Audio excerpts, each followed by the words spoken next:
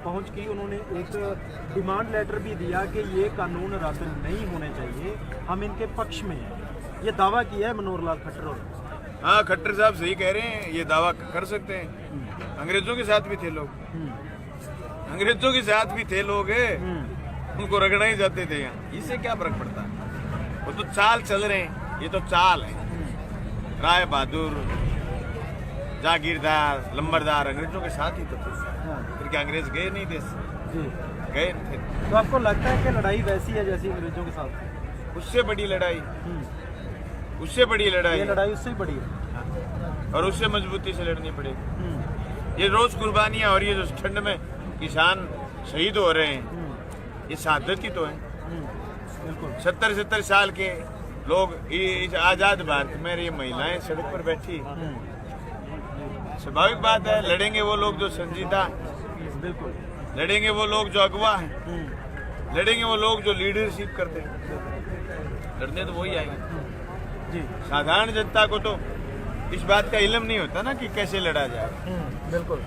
तो आप अगुवाई भी कर रहे हो, आप विधायक भी हो, आपकी अगर मैं जो राजस्थान की राजसी पार्टियां हैं उनके बारे में बात करूं तो कांग्रेस के फैसले को कैसे देखते हो? कांग्रेस ने विधानसभा में ये भी लेके आए कि हम मता पास करेंगे कि ये बिल रद्द होने चाहिए, हम इनके अगेंस्ट भी लेके आएंगे, उसको कैसे देखते हैं? तो असल में केंद्र के बिल को राजस्थान की सरकार निरस्त नहीं कर सकती। उन्होंने एक अलग से रास्ता निकालने का प्रयास किया कि ये रास्ता, मैंने विधानसभा में जो मैंने बोला वो आपने सुना होगा।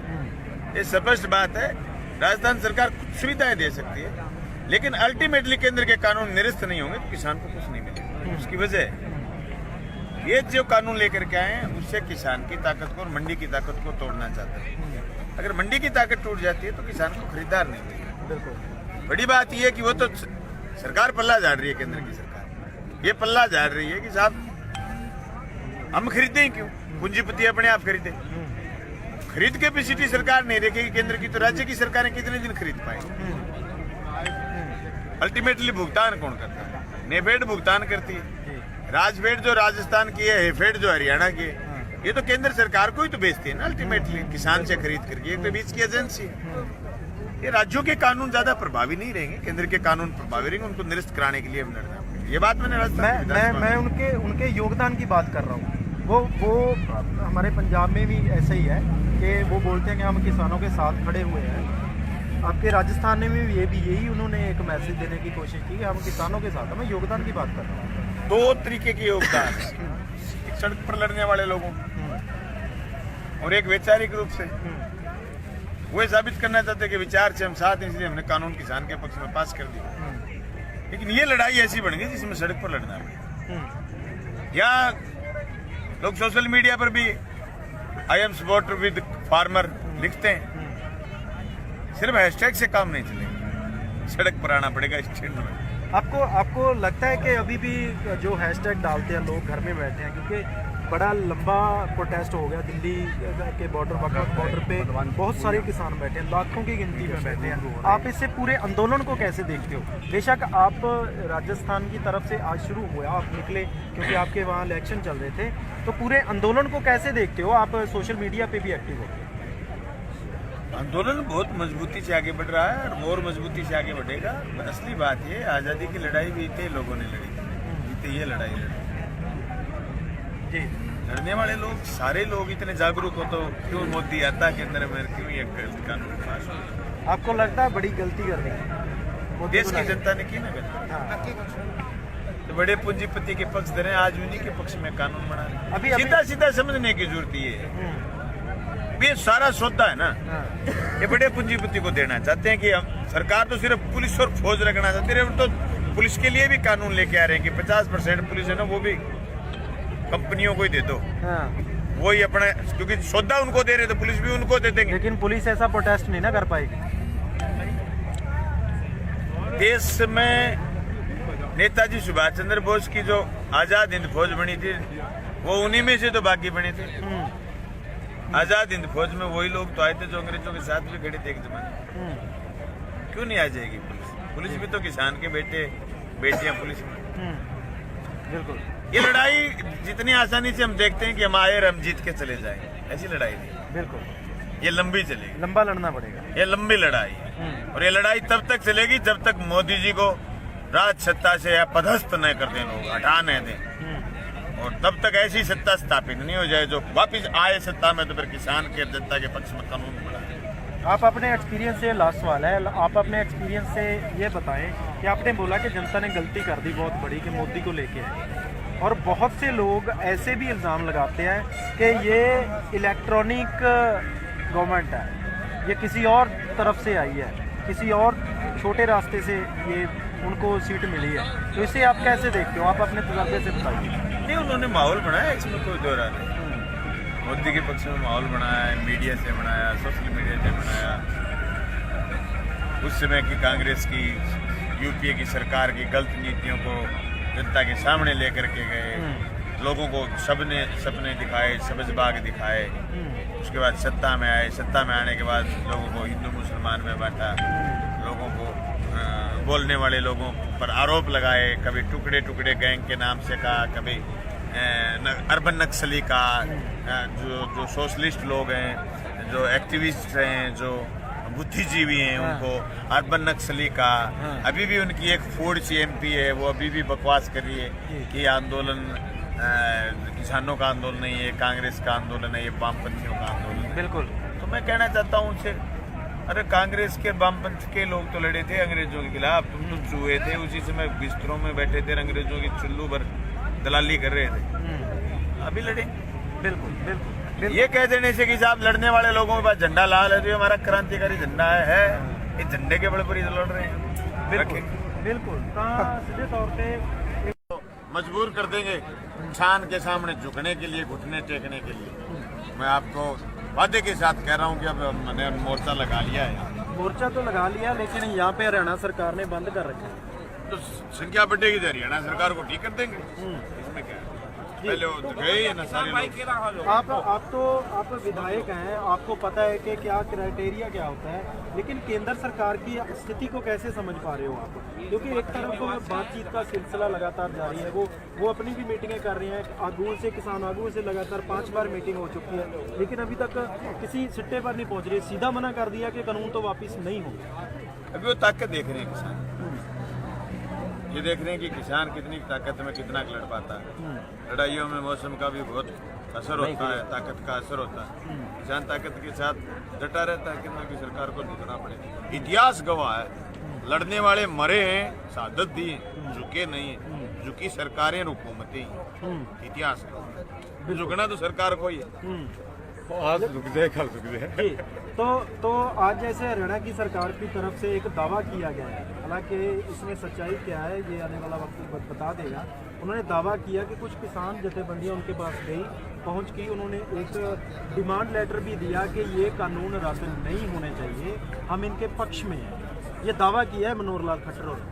हाँ, खट्टर साहब सही कह रहे हैं, ये दावा कर सकते हैं। अंग्रेजों के साथ भी थे लोग, अंग्रेजों के साथ भी थे लोग, उनको रगड़ना ही जाते थे यहाँ। इससे क्या फर्क पड़ता है?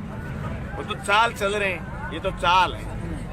राय बहादुर, जागीरदार, लंबरदार अंग्रेजों के साथ ही तो थे। फिर क्या अंग्रेज गए नहीं देश से? गए थे।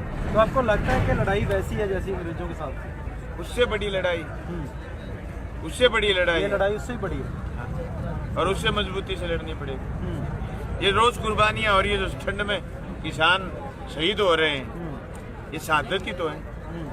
बिल्कुल। 70 साल के लोग इस आजाद भारत में ये महिलाएं सड़क पर बैठी, स्वाभाविक बात है। लड़ेंगे वो लोग जो संजीदा, बिल्कुल लड़ेंगे वो लोग जो अगवा हैं, लड़ेंगे वो लोग जो लीडरशिप करते हैं।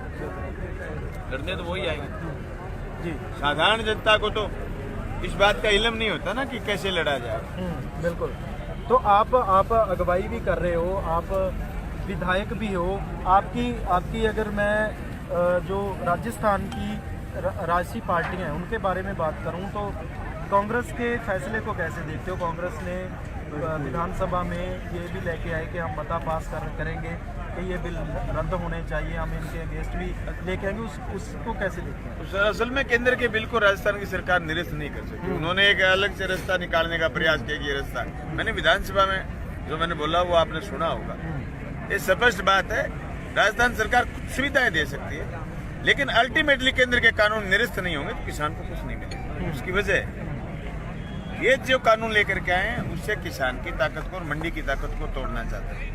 अगर मंडी की ताकत टूट जाती है तो किसान को खरीदार नहीं मिलेगा। बिल्कुल। बड़ी बात यह है कि वो तो सरकार पल्ला झाड़ रही है, केंद्र की सरकार ये पल्ला झाड़ रही है कि साहब हम खरीदें क्यों, पूंजीपति अपने आप खरीदे।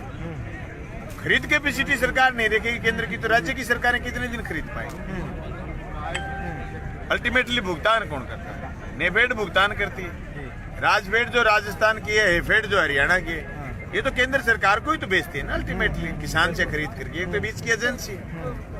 ये राज्यों के कानून ज्यादा प्रभावी नहीं रहेंगे, केंद्र के कानून प्रभावी रहेंगे, उनको निरस्त कराने के लिए हम लड़ रहे हैं। ये बात मैं उनके योगदान की बात कर रहा हूँ। वो हमारे पंजाब में भी ऐसा ही है कि वो बोलते हैं कि हम किसानों के साथ खड़े हुए हैं। आपके राजस्थान में भी यही उन्होंने एक मैसेज देने की कोशिश की कि हम किसानों के साथ हैं। मैं योगदान की बात कर रहा हूँ। दो तरीके के योगदान, एक सड़क पर लड़ने वाले लोगों और एक वैचारिक रूप से वो साबित करना चाहते कि विचार से हम साथ हैं, इसलिए हमने कानून किसान के पक्ष में पास कर दिया।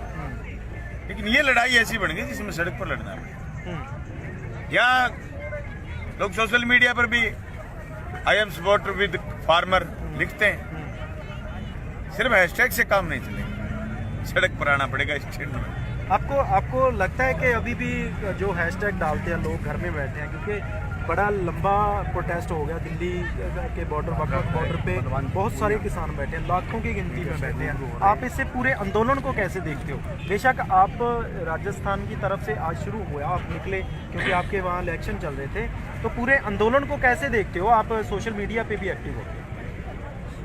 आंदोलन बहुत मजबूती से आगे बढ़ रहा है और मजबूती से आगे बढ़ेगा।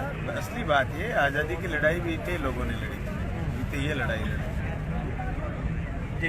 लड़ने वाले लोग सारे लोग इतने जागरूक हो तो क्यों मोदी आता केंद्र में, क्यों ये गलत कानून पास हो? आपको लगता है बड़ी गलती कर रही है देश की जनता ने की ना गलती, तो बड़े पूंजीपति के पक्ष धरे, आज उन्हीं के पक्ष में कानून बना रहे। सीधा सीधा समझने की जरूरत है, ये सारा सौदा है ना, ये बड़े पूंजीपति को देना चाहते हैं कि हम सरकार तो सिर्फ पुलिस और फौज रखना चाहती है, तो पुलिस के लिए भी कानून लेके आ रहे हैं कि 50% पुलिस है ना वो भी कंपनियों को ही दे दो।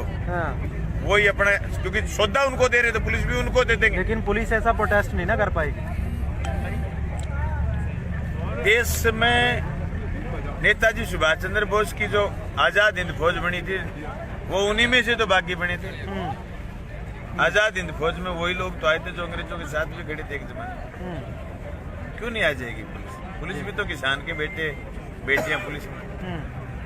बिल्कुल। ये लड़ाई जितनी आसानी से हम देखते हैं कि हम आए और हम जीत के चले जाए, ऐसी लड़ाई नहीं। बिल्कुल, ये लंबी चलेगी, लंबा लड़ना पड़ेगा। ये लंबी लड़ाई है और ये लड़ाई तब तक चलेगी जब तक मोदी जी को राज सत्ता से या पदस्थ न कर दें, लोग हटाने दें, और तब तक ऐसी सत्ता स्थापित नहीं हो जाए जो वापिस आए सत्ता में तो फिर किसान के जनता के पक्ष में कानून बना। आप अपने एक्सपीरियंस से, लास्ट सवाल है, आप अपने एक्सपीरियंस से ये बताएं कि आपने बोला कि जनता ने गलती कर दी बहुत बड़ी कि मोदी को लेके आए, और बहुत से लोग ऐसे भी इल्ज़ाम लगाते हैं कि ये इलेक्ट्रॉनिक गवर्नमेंट है, ये किसी और तरफ से आई है, किसी और छोटे रास्ते से ये उनको सीट मिली है, तो इसे आप कैसे देखते हो? आप अपने तजर्बे से बताइए। नहीं, उन्होंने माहौल बनाया, इसमें कोई दो राय नहीं। मोदी के पक्ष में माहौल बनाया, मीडिया से बनाया, सोशल मीडिया से बनाया। उस समय की कांग्रेस की, यूपीए की सरकार की गलत नीतियों को जनता के सामने लेकर के गए, लोगों को सबने सपने दिखाए, सब्ज बाग दिखाए। उसके बाद सत्ता में आए, सत्ता में आने के बाद लोगों को हिंदू मुसलमान में बांटा, लोगों को बोलने वाले लोगों पर आरोप लगाए, कभी टुकड़े टुकड़े गैंग के नाम से कहा, कभी अर्बन नक्सली का, जो सोशलिस्ट लोग हैं, जो एक्टिविस्ट हैं, जो बुद्धिजीवी हैं, उनको अर्बन नक्सली का। अभी भी उनकी एक फूड एमपी है, वो अभी भी बकवास कर रही है कि आंदोलन किसानों का आंदोलन नहीं है, कांग्रेस का आंदोलन है, ये वामपंथियों का आंदोलन है। बिल्कुल। तो मैं कहना चाहता हूँ उनसे, अरे कांग्रेस के वामपंथ के लोग तो लड़े थे अंग्रेजों के खिलाफ, तुम तो चूहे थे, उसी समय बिस्तरों में बैठे थे, अंग्रेजों की चुल्लू पर दलाली कर रहे थे, अभी लड़े। बिल्कुल बिल्कुल। ये कह देने से कि साहब लड़ने वाले लोगों के पास झंडा लाल है तो ये हमारा क्रांतिकारी झंडा है, इस झंडे के बल पर ही तो लड़ रहे हैं। बिल्कुल बिल्कुल ਤਾਂ ਸਿੱਧੇ ਤੌਰ ਤੇ